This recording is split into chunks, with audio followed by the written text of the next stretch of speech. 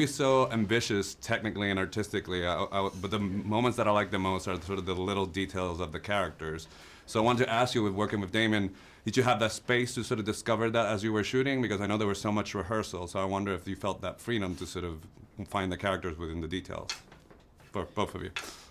Yeah, there was a period of time where we were sort of improvising for Damien, and he would just sit there and kind of write all the improvisations down and go home and work them into the script, and then we would try them as a scene and then improvise some more. So there was a lot of that. Mm.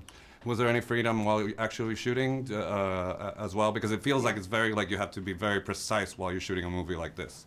Depending on the scene, yeah, definitely. But there were some that were pretty, we still got to improvise, and like he did 2 cameras on the dinner table kind of fight scene, and we got to find things there, and yeah, so there was definitely freedom throughout. I heard that at first you were a little bit hesitant with the material, or you didn't say yes right away. What were your concerns, and how easily did he put it? I know I'm putting you on the spot. No, I mean, no, he kept talking to me.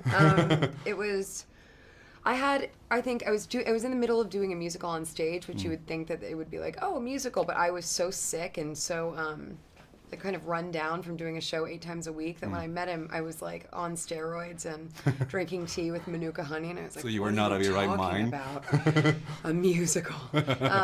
And then that was I had about 2 months left of the play. Oh, wow. So then we kept talking about it. And then with enough recovery time, I bounced back.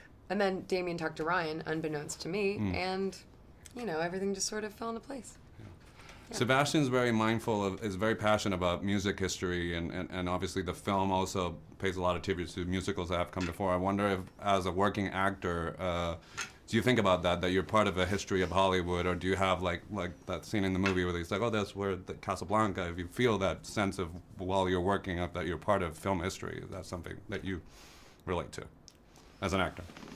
Do I feel a part of film history? Or? Well, I wonder, while you're shooting, it's like, oh, I'm on the lot where they shot Citizen Kane, or that sort of thing. Is that something that's important to you as an actor? It is. I think it's nice to remind yourself of that, because you can kind of forget that. But this experience was an experience in remembering that, because we shot in a lot of places that had a great film history. So, like, for instance, even the studio we shot, I don't know, it was like Ricky and Lucy's studio, or they shot, or we went to the where the orchestra scored the film, was the same room that they scored Wizard of Oz. Oh, wow. So yeah, there was just a great reminder of the history of Hollywood in shooting this. Cool. So last question now, you guys got a mutual admiration society going. This is your 3rd film, so I was wondering if you could tell me what's her best quality as a scene partner, and then you get to gush about him, if there's anything to gush about. There's nothing she can't do. Top that. Sounds like I could take that. Anyway. Wherever you want to go, Miss Stone. There's nothing he can't do. You're gonna go with that? Yeah. Okay. Well. Is that the wrong answer? No. I mean, I believe you. I've seen the movie. No, there's genuinely nothing that Ryan can't do. It's pretty crazy. To watch him learn all these new skills is pretty bananas.